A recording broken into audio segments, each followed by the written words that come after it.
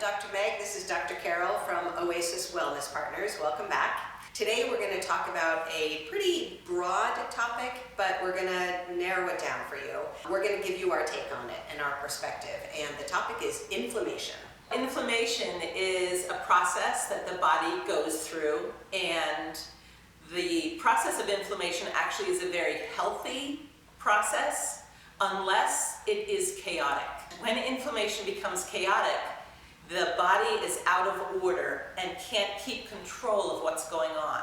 And then homeostasis, which is the balance, the beautiful balance of chemistry that your wisdom of your body knows how to keep, it gets out of balance. And then all the side effects start to happen.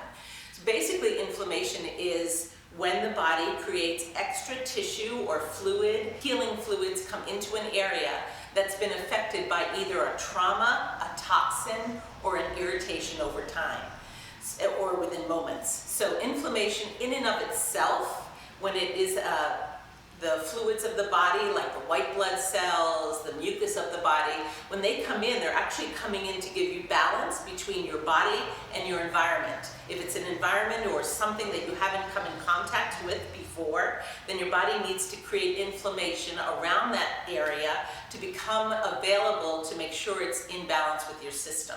So inflammation in and of itself is a process that I believe helps your body in terms of coming into balance.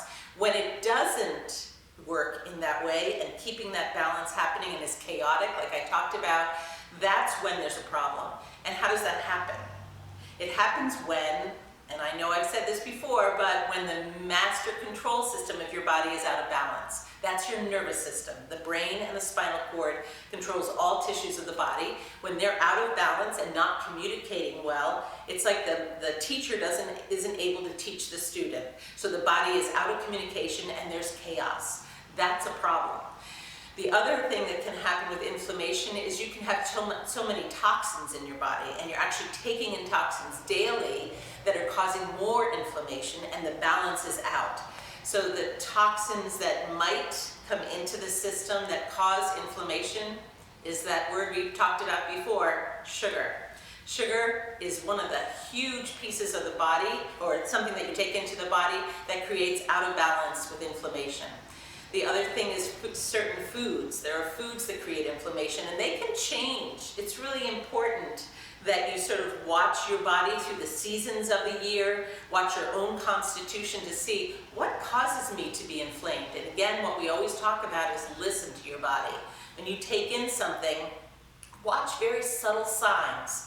Do I have increased energy? Do I have less energy? Am I finding a little dripping in my nose after I eat something? Do I have a tickle in my throat? Do my joints feel a little irritable and stiff? Those are all very clear signs that your body is beginning an inflammatory process, and you need to take note. Step back, maybe not take in that food or what you just ingested for a period of time and see if your body has the ability to balance again.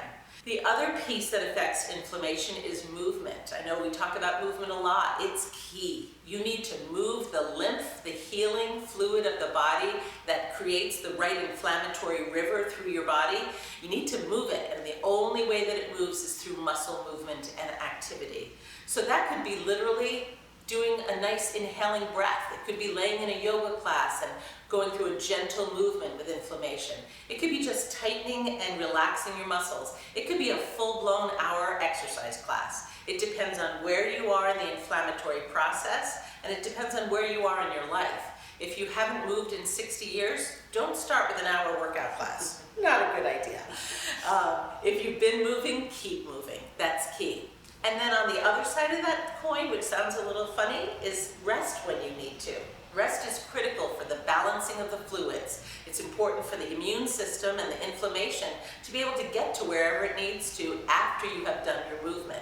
So rest is also key. These are all parts of the process of how inflammation can be brought back into a balance of level of homeostasis. That is what is needed to keep the body healthy. So inflammation can actually, or I believe actually, is a healthy process. It's the way that you get rid of toxins. But what if we are bringing in toxins constantly and unable to keep balance? Then the inflammation will not slow down. Other things that can create inflammation, stress is another one of those big words, but chronic stress is something that will create inflammation. When your body, when your adrenaline is constantly running at a high level, your body will produce cortisol, which is the leftover of a lot of adrenaline being produced by the adrenal glands. And we have this fight or flight response that most people are familiar with. If your 2-year-old is running out into traffic, your response is going to be to run as fast as you can after, and you'll probably be the fastest you've ever been in your life. So that is a very appropriate fight or flight response. But when we have these situations like with the coronavirus that we're experiencing right now, people are in a high level of fight or flight, and they're staying in that high level of fight or flight. And that produces a lot of cortisol, which is inflammatory in the body. We need to have tools to mitigate that stress response that we're living in. And there are many tools. Meditation is an excellent tool. Yoga is an excellent tool. Movement, rhythmic movement like Tai Chi or Qigong, those are great ways that we can get your system out of that fight or flight response. And those are really key tools that you want to be able to utilize so that you can decrease the inflammation in your body in response to stress that we're experiencing. And getting adjusted obviously is a key answer, because that does actually, it can lower your blood pressure, it can reduce that fight or flight response in your body when your nervous system is not in such an irritated state. There are things that you can do in response to stress to help mitigate the inflammatory response in the body. And trauma is another experience that we have that can also create inflammation in the body. And there are also tools here at Oasis. We have 3 practitioners actually, that can specifically help us manage trauma. One is the EFT practitioner, and she has incredible tools for managing how your body responds to trauma that you've experienced. We have a mental health counselor who also, that's what she does. She helps us manage that. And we have a hypnotherapist. All 3 of those practitioners, they come at it from a little different angle, but they're all tools, again, that we can utilize to allow our bodies to handle the trauma that we've experienced, that we are experiencing, or that we have experienced that's creating inflammation in the body. The next thing we'd like to talk about is diet. I talked a tiny bit about sugar, but there are many other parts of your diet that you can check into to make sure that they are not adding to an inflammatory process. One of the other pieces that you've heard a lot, but we have found it very much accurate, is the idea of the wheat being an inflammatory, or gluten being inflammatory for people. There are so many wonderful, wonderful alternatives right now for gluten, things that we can take in. And those are key to make sure that we switch those up. And that's also important, to switch up and have variety there. So wheat is one you can look for to check and see if that should be taken out of your diet, to see if that's adding to inflammatory processes. There are inflammatory foods called nightshades, and these are everything from tomatoes, mushrooms, eggplant, peppers. Those are all what they call nightshade vegetables, and those are things that you would also want to look at and possibly take out for a bit to see if they are adding to the inflammatory process. Alcohol for sure is inflammatory. It's fermented and causes irritation in the system, and it causes stress on the liver, which is part of the process of the cleansing with inflammation. Water is key to flushing the system. I have a question. Yes, ma'am. Is tea, if I drink tea, is that good enough for water? So that's a great question. No. The answer is no. So tea is a great fluid. Some really great herbal teas are super, but tea has sediment, and that's why it tastes different than water. It has stuff in it.